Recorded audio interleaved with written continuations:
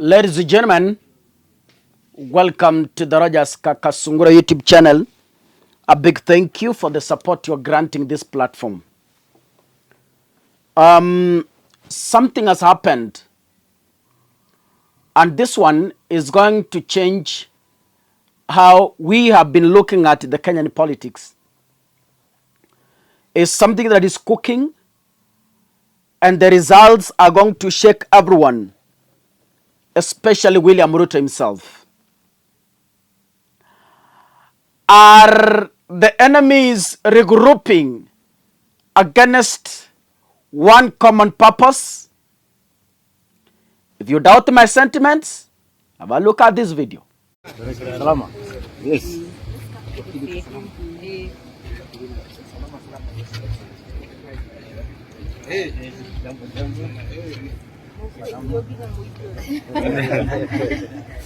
Look at that. Senator. Yes.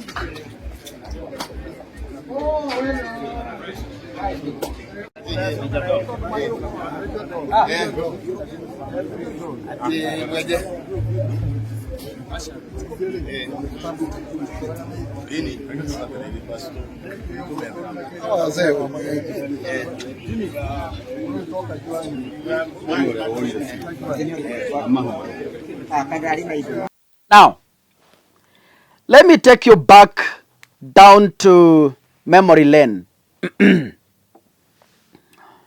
For those of you maybe who don't follow Kenyan politics, it's good for me to remind you.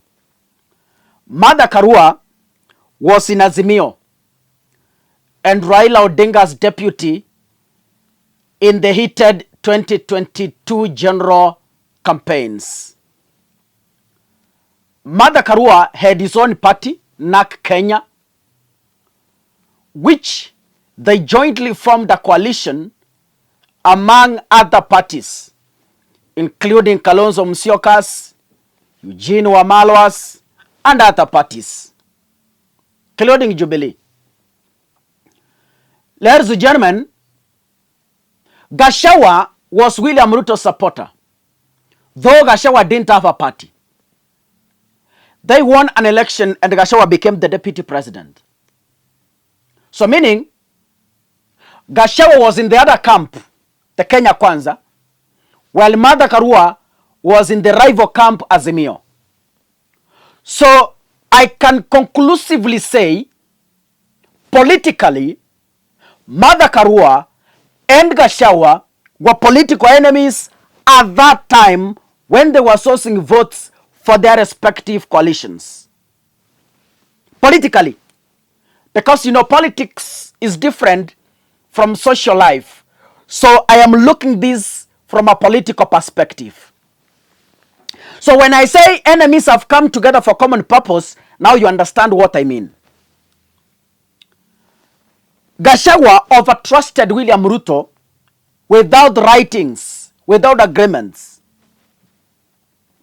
But then betrayal came in. Gachagua got impeached with a slogan, guza kila kitu, lakini musijaribu kuguza mulima kwa sababu kitawaramba. We lightly took that statement and we thought it was a joke. And truly, as we speak, Gachagua has managed to completely lock William Ruto out of the Mount Kenya region.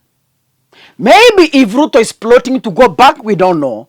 We are speaking from what we are seeing currently. From the video you've just watched, this is today. Gachagua and his wife, Pastor Dorcas, they have traveled to Kirinyaga, to Martha Karua's home for a meeting. What are they meeting for?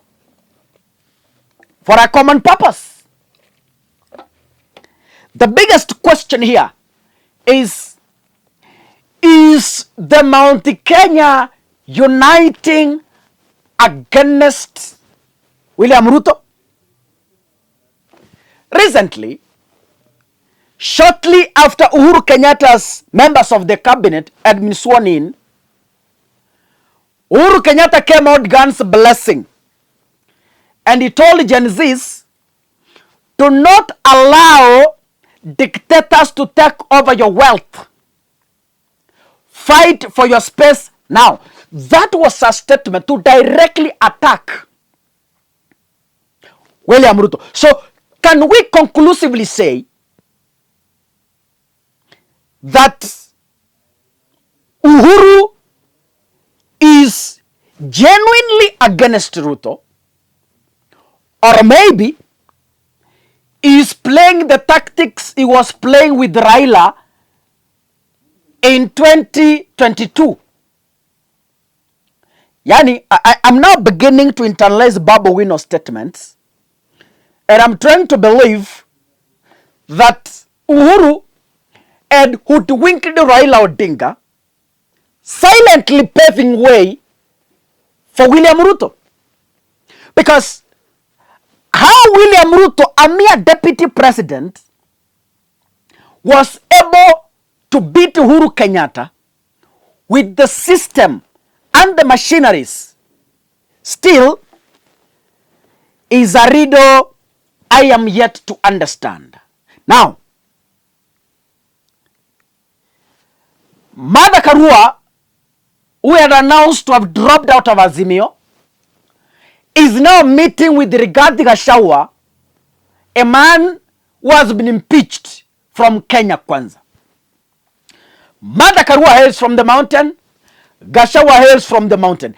Can we conclusively say the mountain has reunited for a common purpose?